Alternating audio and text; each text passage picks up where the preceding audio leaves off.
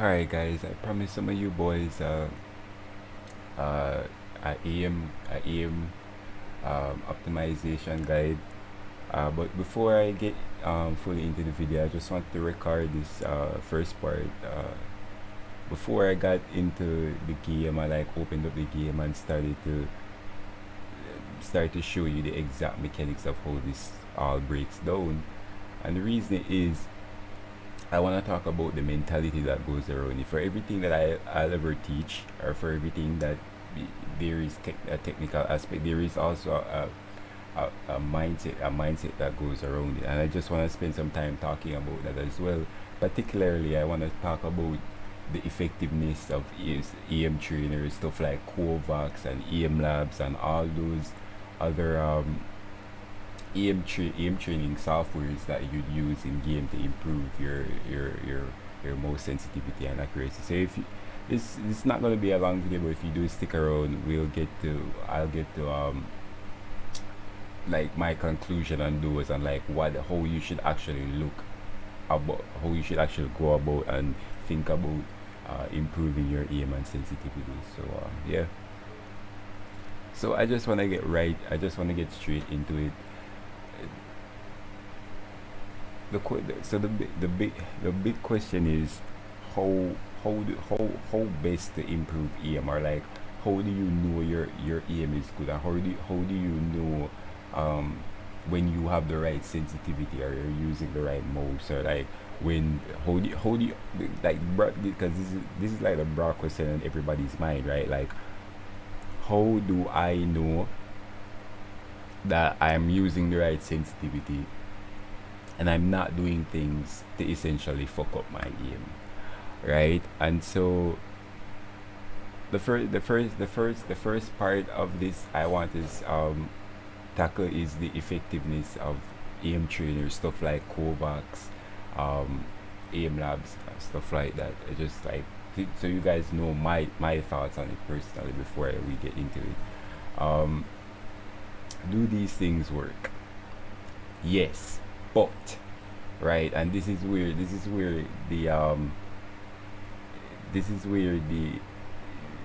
like you need to really listen right now. I feel like everybody who I see like complain about not having good aim, and also everybody that I see who could the only people I see who try to work on their aim and then still complain about their aim are people who use these different training softwares. Right now, let's take a scenario, right?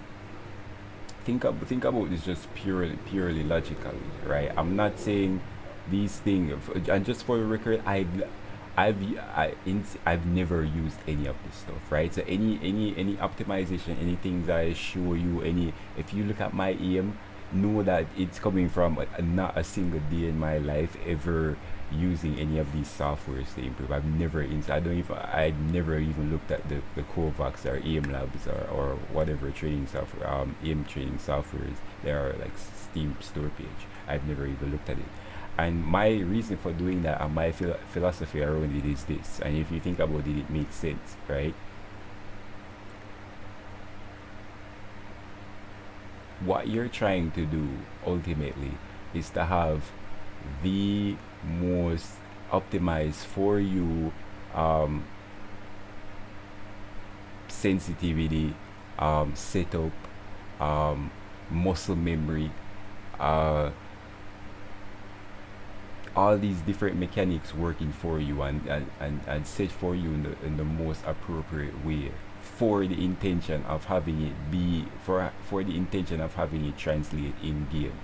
Now, just take a second to think about that, right? Like, so if you had to choose, if you had to choose a training program, right, that that could allow you to that would allow you to find the best EM sensitivity setup for you, um which would you choose, right? If you had to choose a training, bro, like you had to spend a year there, and then at the end you had to leave, and you had to have the best results possible, right?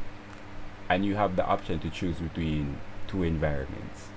One environment is the actual training grounds that you will be on, the actual field that you will run on, the actual environment that you'll be in, everything exactly the same.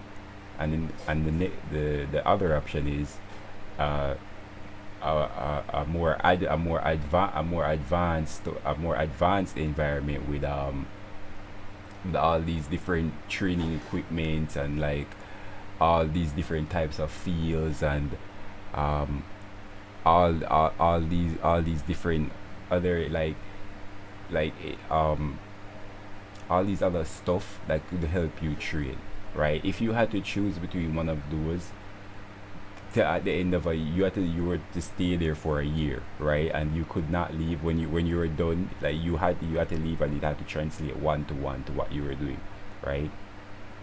Um, Obviously you would choose the environment that is exactly where you will be doing that, right? Even if it's something subtle like the temperature, right, of that environment, that matters a lot for what it is that you're trying to do. So whenever you're trying to train something, um, you're trying to be in an environment that is as one to one as the environment you'll be actually practicing in, right? So for me, with that in mind, it never really made sense for me in a lot of ways um, to train my aim or to like try and practice like my aim in environments that weren't the environment that I'd be playing, i.e., not the game, right? If there was a way to practice and train your aim in the game, in the actual environment, like why would you ever do it outside of that, right? Because those like those